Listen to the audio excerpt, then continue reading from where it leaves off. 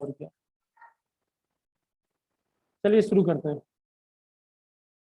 Okay sir. तो 1 अक्टूबर के current affairs है जो आज हम पढ़ने वाले हैं। तो चलिए शुरू करते हैं। बैकग्राउंड से कोई प्रॉब्लम तो नहीं है? ये वाले बैकग्राउंड से ठीक है, चलेगा। आपको नो तो क्या सर। करना है, बैकग्राउंड से क्या करना है, आपको तो पीपीटी से लेना देना है ना। ठीक है, तो चलिए शुरू करते हैं। आज हम शुरू करेंगे 1 अक्टूबर के करंट अफेयर्स। और आज के जो करंट अफेयर्स है प्रमुख रूप से कौन से जो हम देख लेते हैं।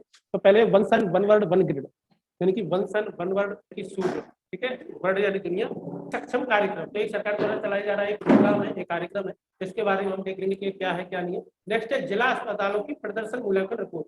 नेक्स्ट क्या है, जिला अस्पतालों की प्रदर्शन मूल्यांकन रिपोर्ट है, और ये नीति आयोग के द्वारा जारी की जाती है। क्या है, जिला अस्पतालों की प्रदर्शन मूल्यांकन रिपोर्ट जारी की गई है। इस रिपोर्ट के बारे में देख लेंगे क्या है क्या नहीं है। नेक्स्ट है गोल्ड एक्सचेंज। नेक्स्ट क्या है, गोल्ड एक्सचेंज। तो क्या है गोल्ड एक्सचेंज, इसके बारे में देखेंगे। ग्रामीण ऋण जाल, यानी कि भाई गांव में जो लोग होते हैं वो अक्सर करके क्या हो जाते हैं, ऋण के जाल में फंस जाते हैं, लोन के जाल में वो फंसे रहते हैं। तो उसके बारे में हम जानकारी प्राप्त करेंगे कि क्या है, क्यों है और कैसे।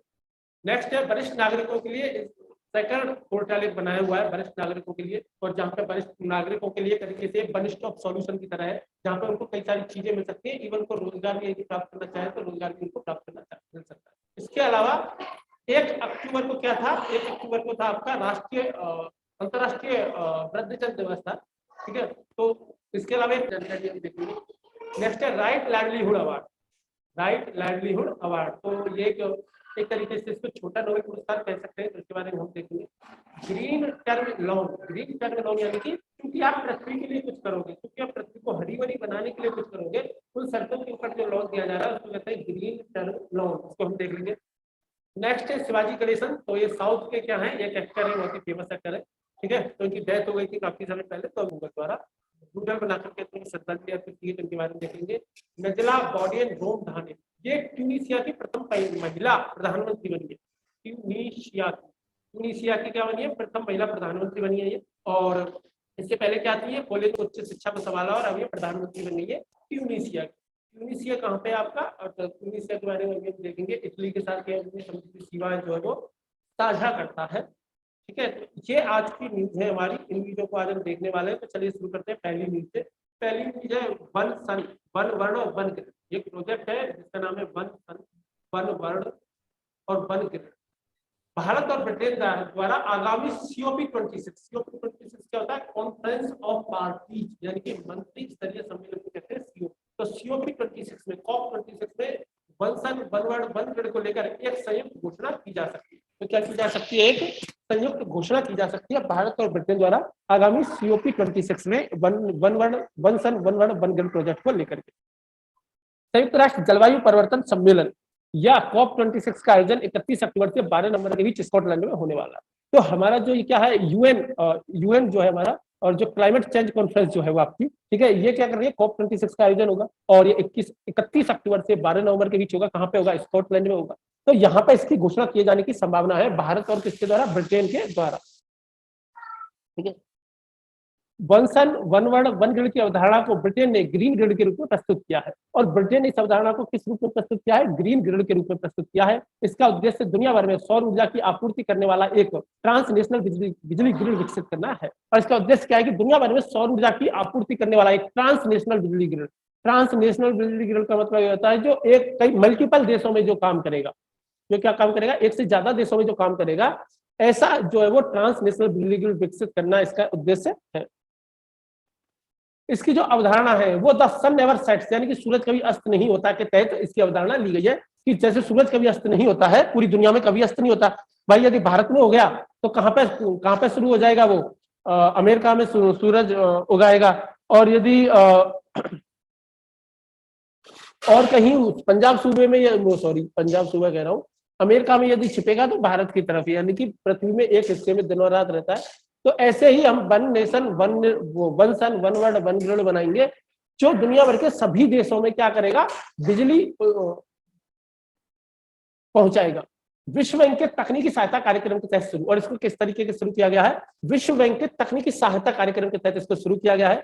वैश्विक स्तर पर सौर स्पेक्ट्रम को दो व्यापक क्षेत्रों में विभाजित किया जाता है। व्यापक स्तर पर जो सौर स्पेक्ट्रम है इसको दो क्षेत्रों में विभाजित किया जाता है। एक तो सुदूर पूर्व है जिसमें Myanmar, Vietnam, Thailand, Laos, Cambodia जैसे देश आते हैं। दूसरा सुदूर पश्चिम है जो कि मध्य पूर्व और अफ्रीका क्षेत्र को क्या करता है, कवर करता है। यानी कि इस पर सौर स्पेक्ट्रम क्षेत्र मतलब सूर्य से जो ऊर्जा मिलती है ना, उस एरिया को जो है वो इस तरीके से बांटा गया है उत्तर और पूर्व के हिसाब से। इस योजना के 3 चरण होंगे। पहला चरण यह एशियाई महाद्वीपों के बीच जो है वो ग्रिड संपर्क स्थापित करेगा। दूसरे चरण में इसको अफ्रीका महाद्वीप में जोड़ा जाएगा और तीसरे चरण में पूरी दुनिया को जो है वो इससे क्या किया जाएगा, कनेक्ट किया जाएगा। इसका महत्व क्या है, इससे क्या फायदा होने वाला है? इसके आर्थिक लाभों से गरीबी उन्मूलन और जल, स्वच्छता, भोजन एवं इसके अलावा जो भी एवं अन्य सामाजिक आर्थिक चुनौतियों को कम करने में क्या मिलेगी, सहायता मिलेगी। भारत में राष्ट्रीय नवीकरणीय ऊर्जा प्रबंधन केंद्र को क्षेत्रीय और वैश्विक प्रबंधन केंद्रों के रूप में विकसित होने का क्या मिलेगा, अवसर मिलेगा। ठीक है, तो ये क्या है, sun one world one grid योजना है। ठीक है, पूरी दुनिया में एक ऐसा सौर पैनल बनाया जाए जो कि दुनिया के अलग अलग देशों में लगा हो, वो कनेक्टेड हो दुनिया भर के साथ, कई सारे देशों को इससे सौर ऊर्जा की प्राप्ति हो। नेक्स्ट योजना है डिजी सक्षम। तो इसका फोटो चेंज नहीं किया है, इसके लिए सॉरी।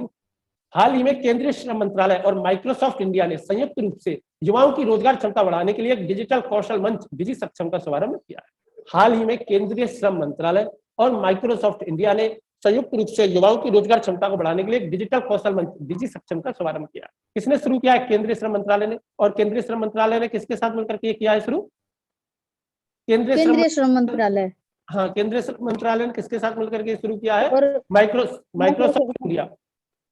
ठीक है, इसका शुभारंभ किया है। ठीक है, यह संयुक्त पहल ग्रामीण और अर्ध शहरी क्षेत्रों के युवाओं को प्रोत्साहन देने के लिए शुरू की गई। जो ग्रामीण है या फिर अर्ध शहरी क्षेत्र के जो लोग हैं उनको प्रोत्साहन देने के लिए जो है वो ये योजना जो है क्या की गई है, शुरू की गई है। डिजी सक्षम पहल के माध्यम से पहले वर्ष में 3 लाख से अधिक युवाओं को बुनियादी कौशल, उन्नत कंप्यूटिंग सहित डिजिटल कौशल में मुफ्त प्रशिक्षण दिया जाएगा। इसके तहत क्या किया जाएगा भाई, पहले 1 साल में 3 लाख से ज्यादा युवाओं को 3 लाख से ज्यादा युवाओं को बुनियादी कौशल, उन्नत कंप्यूटिंग सहित डिजिटल कौशल में मुफ्त ट्रेनिंग दी जाएगी। वंचित समुदायों से संबंधित अर्ध शहरी क्षेत्रों के रोजगार चाहने वाले लोगों को प्राथमिकता दी जाएगी। और इसमें प्राथमिकता किसको दी जाएगी? जो वंचित समुदाय है। वंचित समुदाय मतलब जो अल्पसंख्यक है, SC ST है, गरीब वर्ग है, उनको, और अर्ध शहरी क्षेत्रों के ऐसे लोग जो रोजगार प्राप्त करना चाहते हैं, ऐसे लोगों को इसमें प्राथमिकता दी जाएगी।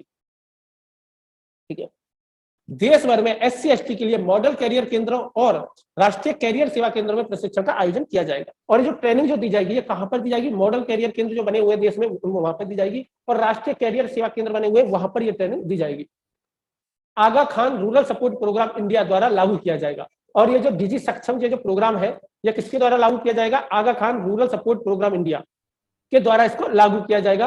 ये जो Aga Khan rural support programme India जो है ये क्या है? गैर सांप्रदायिक गैर सरकारी विकास संगठन है। क्या है? एक संगठन है, गैर सांप्रदायिक और गैर सरकारी संगठन है। तो डिजी सक्षम प्रोग्राम है जिसमें वंचित वर्ग की, क्यों आवाज सही नहीं आ रही है? क्या आवाज सही नहीं आ रही मेरी? जी, कट रही है आवाज। सभी के लिए आवाज कट रही है? सभी को आवाज में प्रॉब्लम हो रही है क्या? अब आ रही है सर, पहले तो ब्रेक हो के आ रही है। ब्रेक हो रही है? हाँ जी, नेट की प्रॉब्लम लग रहा है सर। नेट का प्रॉब्लम है, तभी तो वो यूट्यूब पे क्लास शुरू नहीं हो पाई। और ये जूम पे भी आपको लिंक भेजना चाहा तो इतना टाइम लग गया लिंक भेजने में भी, तो उस वजह से थोड़ी दिक्कत आ रही होगी। ठीक है, पता नहीं क्या जैसे वो सेट नहीं हुआ है वो BSNL का जो वो है ना डोंगल वगैरह क्या कहते हैं, राउटर वगैरह, वो तो उसका जो कैचर होता है ना, जो एंटीना टाइप जिसको कहते हैं, वो अच्छे से सेट नहीं हुआ है, उसकी वजह से प्रॉब्लम हो रही है। सेट करवा देते हैं उसको कल। आज संडे था तो मैंने खुद ने ही कोशिश की थी लेकिन अच्छे से हुआ नहीं। दिन में तो हो गया था, काफी अच्छी आने लग गई थी स्पीड। फिर पता नहीं दोपहर में क्या हवा चली होंगी तो हो सकता है हिल गया होगा। ठीक है, चलो। और इसमें नेशनल कैरियर सर्विस पोर्टल के माध्यम से सेवाओं की विस्तृत श्रृंखला है। श्रम एवं रोजगार मंत्रालय द्वारा शुरू किया जाएगा। डिजिटल अंतर को पाटने के लिए, रोजगार के अवसर प्रदान करने के लिए जो है वो ये सारा का सारा प्रोग्राम चलाया जा रहा है। अब युवाओं को रोजगार के लिए और कौन कौन से कार्यक्रम जो है वो भारत सरकार द्वारा चलाए जा रहे हैं? तो प्रधानमंत्री कौशल विकास योजना चल रही है 3.0, जनरेशन अनलिमिटेड इन इंडिया चल रही है युवा, राष्ट्रीय कैरियर सेवा चल रही है, प्रधानमंत्री मुद्रा योजना है, प्रधानमंत्री रोजगार प्रोत्साहन योजना है, महात्मा गांधी राष्ट्रीय ग्रामीण रोजगार गारंटी योजना यानी कि मनरेगा है। तो ऐसे कई सारी स्कीम चल रही है जो युवाओं को क्या कर रही है, रोज नौकरी के लिए क्या कर रही है, प्रोत्साहित कर रही है। तो यह है आपकी डिजी सक्षम। नेक्स्ट न्यूज है जिला अस्पतालों। जिला अस्पतालों की प्रदर्शन मूल्यांकन रिपोर्ट नीति आयोग द्वारा जारी की गई है, तो इस रिपोर्ट के बारे में देख लेते हैं। हाल ही में नीति आयोग ने जिला अस्पतालों के प्रदर्शन में सर्वोत्तम अभ्यास शीर्षक से भारत में जिला अस्पतालों की एक प्रदर्शन मूल्यांकन रिपोर्ट जारी की है। तो भारत में जो डिस्ट्रिक्ट हॉस्पिटल्स हैं उनकी भाई उनका प्रदर्शन कैसा है, जो स्वास्थ्य के मानक है उन पर, उसकी एक रिपोर्ट जारी की है। उसका नाम है जिला अस्पतालों के प्रदर्शन में सर्वोत्तम अभ्यास, इसका नाम है उस रिपोर्ट का। यह रिपोर्ट किसने बनाई है? स्वास्थ्य एवं परिवार कल्याण मंत्रालय, ठीक है, health and family welfare ministry जो है, ठीक है, ऐसे करते हैं, ministry of health and welfare, ठीक है, एंड फैमिली वेलफेयर, ठीक है। तो और WHO, ये दोनों मिल गए, यानी कि स्वास्थ्य और परिवार कल्याण मंत्रालय और WHO, ये दोनों ने साथ में मिलकर के ये रिपोर्ट जारी की है, ठीक है। ये जो डेटा है, इस डेटा का सत्यापन किसने किया है? डेटा का सत्यापन किया है health care providers, national accreditation board for hospitals and health care providers, ठीक है। तो इसने जो है वो इस डेटा का सत्यापन किया है। 2017-18 की स्वास्थ्य प्रबंधन मैनेजमेंट इंफॉर्मेशन सिस्टम, यानी कि स्वास्थ्य प्रबंधन सूचना प्रबंधन के आंकड़ों को क्या किया गया है? आधार रेखा के रूप में इस्तेमाल किया गया है। बेसलाइन किसको माना गया है? 2017-18 के आंकड़ों को, ठीक है। और आंकड़ों का जो आंकड़े आए उनका सत्यापन किसने किया है? National accreditation board for hospitals and health care providers ने इस डेटा का सत्यापन करके दिया और मंत्रालय और WHO को दिया है, और उन्होंने ये रिपोर्ट तैयार की है डिस्ट्रिक्ट हॉस्पिटल्स की, जो सरकारी हॉस्पिटल है सर उनकी ना। चलिए, हाँ, इसमें प्राइवेट भी शामिल है, ठीक है, लेकिन मूलतः सरकारी हॉस्पिटलों की है, ठीक है, मूलतः किसकी है? सरकारी हॉस्पिटलों की है। चलिए आगे देखते हैं, इस रिपोर्ट के बारे में देख लेते हैं। जिला अस्पतालों को छोटे, यानी कि हॉस्पिटलों को 3 वर्गों में बांटा गया। एक तो छोटे हॉस्पिटल हो गए जहां पे 200 बेड है, मीडियम हॉस्पिटल हो गए जहां पे 200 से 300 बेड है, और बड़े हॉस्पिटल हो गए जहां 300 से की संख्या के आधार पर, मतलब कि 200 बेड तक छोटे हैं, 200 से 300 के बीच में मीडियम है, और 300 से ज्यादा है तो वो बड़े अस्पताल है। तो कुल अस्पतालों में से 62% छोटे अस्पताल थे। तो 62% कैसे थे? छोटे अस्पताल थे। इस मूल्यांकन में 10 प्रमुख प्रदर्शन या संकेतक शामिल किए गए हैं। कितने नापा जाएगा? वो 10 चीजों को इसमें नापा गया है। और पूरे भारत से कितने हॉस्पिटल शामिल किए गए हैं? 707 हॉस्पिटल। 707 हॉस्पिटल है, 10 उनके बेस हैं, 10 सूचकांक हैं। 10 सूचकांक कौन कौन से हैं ये देखिए। प्रति 1 लाख जनसंख्या पर कार्यात्मक अस्पताल बिस्तरों की संख्या, यानी कि 1 लाख जनसंख्या पर कोई भी डिस्ट्रिक्ट हॉस्पिटल जो बना हुआ है उसमें कितने बेड है। उपलब्ध सहायता सेवाओं का अनुपात, जनसंख्या के हिसाब से कितनी सेवाएं वहां पे उपलब्ध हैं। उपलब्ध मुख्य स्वास्थ्य देखभाल सेवाओं का अनुपात, और जो मेन जो स्वास्थ्य देखभाल सेवाएं उनका अनुपात। उपलब्ध नैदानिक सेवाओं का अनुपात। बिस्तर अधिभोग दर, बिस्तर अधिभोग का दर का मतलब कितने लोग हैं जो बिस्तरों को यूज होते हैं, कितने % बिस्तर यूज हो रहे हैं, ठीक है। डॉक्टर और नर्सिंग स्टाफ और पैरामेडिकल स्टाफ का अनुपात कि कितने, और OPD में कितने बैठते हैं, क्या क्या कह रहे हो? उपलब्ध नैदानिक सेवाओं का अनुपात, हाँ, इसका क्या मतलब हुआ? नैदानिक मतलब कि रिमेडियल, रेमेडियल का मतलब कितनी बीमारियों का वहां पे इलाज उपलब्ध है, ठीक है। और सी सेक्शन रेट, तो मतलब कि इस तरीके से ये 10 जो है वो इसके सूचकांक हैं। अब इनका प्रदर्शन कैसा रहा है जल्दी से हम देख लेते हैं। औसतन एक जिला अस्पताल में 1 लाख लोगों के लिए 24 बिस्तर उपलब्ध थे। तो औसतन एक जो डिस्ट्रिक्ट हॉस्पिटल था उसमें 1 लाख लोगों के लिए कितने बेड उपलब्ध थे? 24 बेड उपलब्ध थे। WHO प्रत्येक 1000 लोगों पर अस्पताल में 5 बिस्तर या बेड की सिफारिश करता है। तो WHO क्या करता है? प्रत्येक 1000 लोगों पर अस्पताल में क्या बताता है कि 5 या कम से कम तो कितने बेड होने चाहिए? 5, ठीक है। 1000 पे 5 होने चाहिए, तो 1 लाख पे कितने होने चाहिए? ठीक है, तो केवल 24 ही उपलब्ध थे, आप देख लेना, ठीक है। 707 जिलों में से केवल 27% ने प्रति 100 बेड पर 29 डॉक्टरों के डॉक्टर टू बेड अनुपात को पूरा किया। केवल 27% जिले ऐसे हैं वहां पर बेड के हिसाब से पर्याप्त डॉक्टर उपलब्ध हैं, अदरवाइज पर्याप्त बेड के हिसाब से पर्याप्त डॉक्टर उपलब्ध नहीं है। 707 में से केवल 88 अस्पतालों में स्टाफ नर्सों का अपेक्षित अनुपात था। केवल 88 ही ऐसे हॉस्पिटल मिले जहां पर नर्सिंग स्टाफ जो है वो सही अनुपात में था, बाकी में कम था। केवल 399 अस्पतालों में पैरामेडिकल स्टाफ सही मिला। और मानदंड क्या है? 500 बिस्तर वाले अस्पताल के लिए 100 पैरामेडिकल स्टाफ होना चाहिए, ठीक है।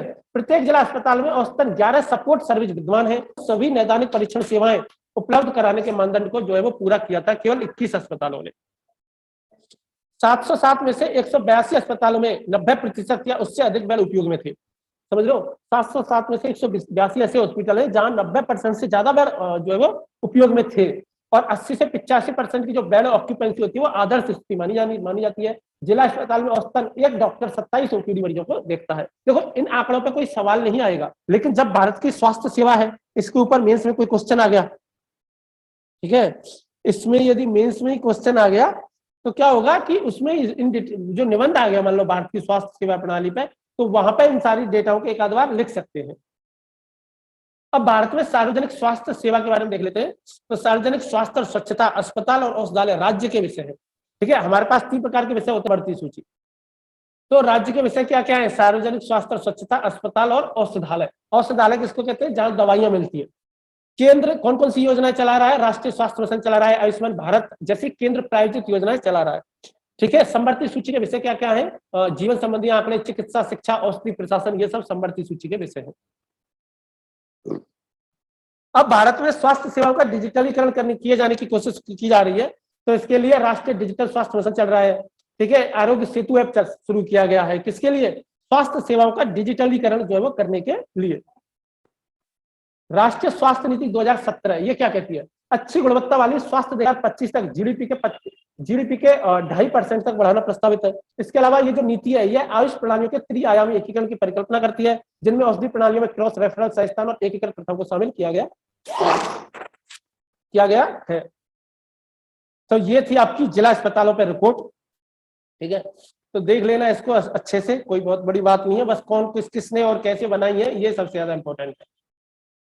चलिए, तो ये जो है वो क्या आया था इंडियन एक्सप्रेस में, जो है वो क्या कहते हैं उससे एडिटोरियल आया था। तो इस एडिटोरियल के बारे में पढ़ लेते हैं। ग्रामीण ऋण जाल, ठीक है, द रूरल डेबिट ट्रैप। हाल ही में प्रकाशित एआईडीआईएस अभी मैं बताऊंगा क्या है, रिपोर्ट के अनुसार ग्रामीण ऋण बाजार में गैर संस्थागत स्रोतों की मजबूत उपस्थिति है। ये इस एडिटोरियल का यह कहना है, ग्रामीण भारत में आज भी लोग क्या कर रहे हैं? गैर संस्थागत स्रोतों से ही ज्यादातर लोन लेते हैं। यानी कि बैंकों से नहीं ले रहे हैं, एनबीएफसी से नहीं ले रहे हैं, मतलब एक संस्था से नहीं ले रहे हैं, बल्कि प्राइवेट मतलब अलग अलग लोगों से अलग अलग तरीकों से ले रहे हैं। तो एआईडीआईएस क्या है? All India debit and investment सर्वे।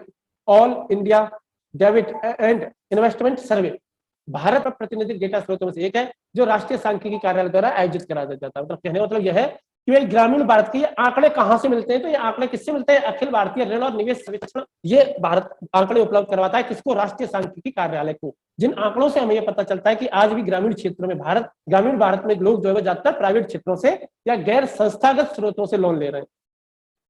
तो ये एआईडीआईएस रिपोर्ट क्या कहती है? इस रिपोर्ट के अनुसार ग्रामीण भारत में प्रत्येक परिवार पर औसतन, जो शहरी भारत में प्रति परिवार औसत ऋण का लगभग आधा है, जबकि शहरी भारत की बात करें तो शहरी भारत में इसका आधा लगभग 30 ही है।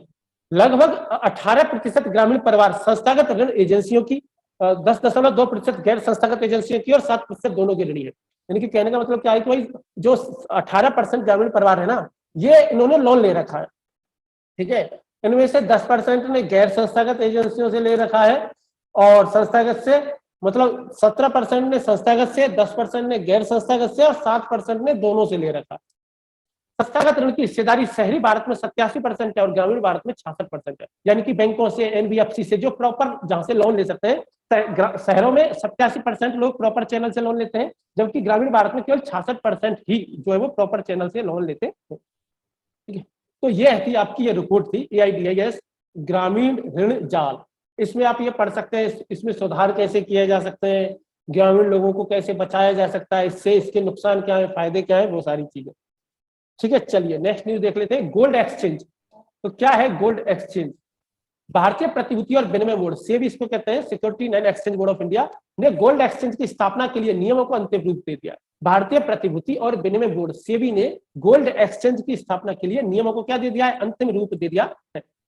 इसके प्रमुख बिंदु देख लेते हैं। इलेक्ट्रॉनिक गोल्ड रिसीट्स के रूप में सोने के व्यापार करने की व्यवस्था हो सकेगी, और इसमें हम क्या करेंगे? इलेक्ट्रॉनिक गोल्ड रिसीट्स होंगी, इनके रूप में सोने का व्यापार किया जाएगा और सोने के घरेलू मूल्य का पारदर्शी तरीके से पता लगाने की व्यवस्था हो सकेगी। भाई सोने का घरेलू मूल्य क्या चल रहा है, पारदर्शी तरीका होगा। और यहाँ पे सोने का प्रतिनिधित्व एक दस्तावेज द्वारा किया जाएगा। उस दस्तावेज को क्या कहा जाएगा? इलेक्ट्रॉनिक गोल्ड रिसीप्ट, यानी कि कागज के तौर पे वो होगा, बॉन्ड की तरह होगा। अन्य प्रतिभूतियों की तरह इसका व्यापार हो सकेगा, इसकी क्लियरिंग हो सकेगी और इसका सेटलमेंट किया जाएगा। बॉन्ड की तरह होगा जिसको खरीदा बेचा जा सकेगा, कागज पे लिखा हुआ होगा कि मैं आपको 10 ग्राम सोना बेच रहा हूँ या 100 ग्राम सोना बेच रहा हूँ जिसका मूल्य इतना है। ठीक है, भारत चीन के बाद विश्व स्तर पर सोने का दूसरा सबसे बड़ा उपभोक्ता है। दुनिया में सबसे ज्यादा सोने का यूज कौन करता है? चाइना, और उसके बाद भारत है दूसरे नंबर पर। गोल्ड एक्सचेंज के दायरे में एक एक्सचेंज स्थापित किया जा रहा है सोने का खरीदने बेचने के लिए। यहाँ पर इलेक्ट्रॉनिक गोल्ड रिसिप्ट जो होंगी इनकी क्या की जाएगी? इनकी ट्रेडिंग की जाएगी, और सोने की भौतिक डिलीवरी सहित एक समुचित प्रणाली जो है उसमें स्वतंत्रता हो सकेगा, स्थापित हो सकेगा। गोल्ड एक्सचेंज भारत में मानक सोने के साथ इलेक्ट्रॉनिक गोल्ड रिसिप्ट के क्रय विक्रय के लिए क्या होगा? एक राष्ट्रीय मंच होगा, जहां पे मानक सोने को तो खरीदा बेचा ही जाएगा, इलेक्ट्रॉनिक गोल्ड रिसिप्ट जैसे बॉन्ड जैसे होता है सोने का, उसको भी खरीदा बेचा जाएगा। उसके लिए एक मंच बनाया जा रहा है।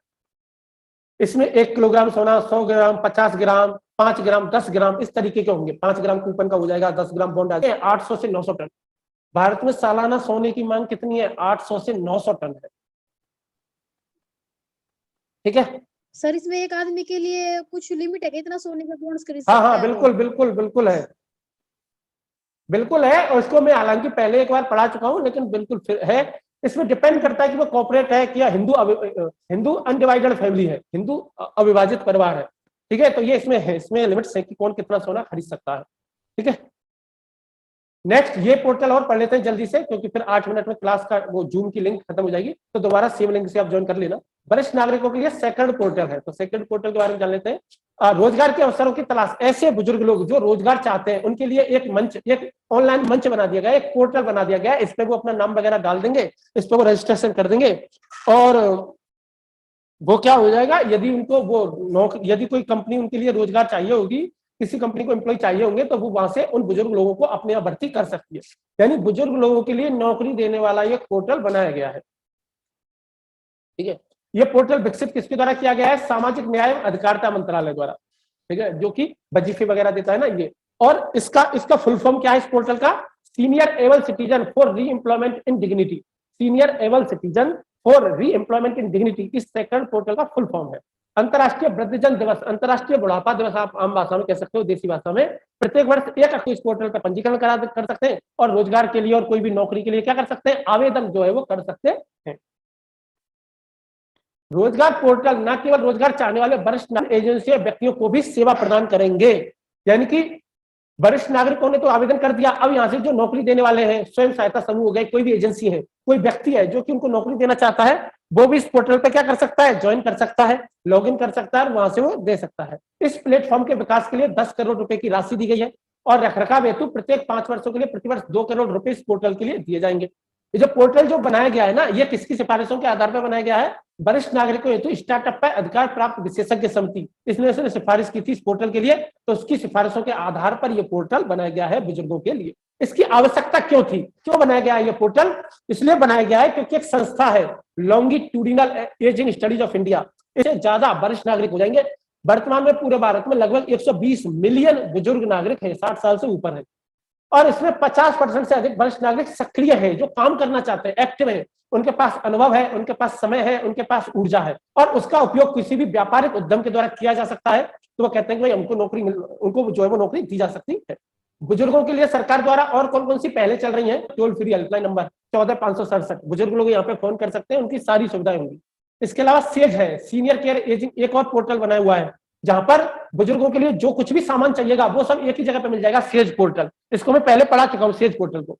ठीक है, अब अंतर्राष्ट्रीय वृद्धजन दिवस है, ये 1 अक्टूबर को मनाया जाता है हर साल। 2021 के लिए इसकी थीम क्या थी? Digital equality for all age, सभी उम्र के लिए डिजिटल समानता हो।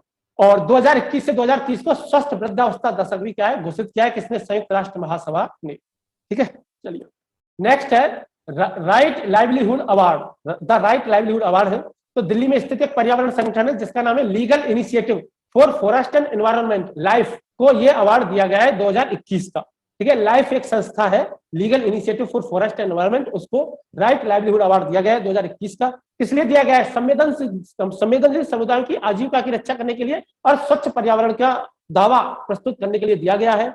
इस पुरस्कार को स्वीडन के वैकल्पिक नोबेल पुरस्कार के रूप में भी जाना जाता है। इसको क्या कहा जाता है? वैकल्पिक नोबेल पुरस्कार। जिनको नोबेल पुरस्कार नहीं दिया जा सकता, किसी दूसरे को दे दिया, उनको हम ये दे देते हैं, द राइट लाइवलीहुड अवार्ड। और किस किस को दिया गया है? पर्यावरण कार्यकर्ता व्लादिमीर है, उनको दिया गया है।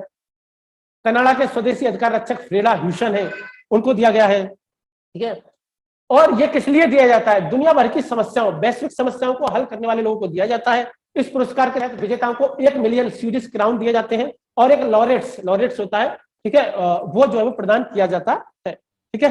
राइट लाइवलीहुड अवार्ड दिल्ली में स्थित एक पर्यावरण संगठन है, legal initiative for forest and environment life, इसको मिला है राइट लाइवलीहुड अवार्ड। इसको हम क्या कहते हैं, वैकल्पिक नोबेल पुरस्कार कहते हैं, इसको क्या कहते हैं, वैकल्पिक नोबेल पुरस्कार कहते हैं, ठीक है। ये किस लिए दिया जाता है, वैश्विक समस्याओं को हल करने वाले जो लोग हैं, जो वैश्विक समस्याओं के लिए जो काम कर रहे हैं, उन लोगों को ये अवार्ड जो है वो दिया जाता है, ठीक है।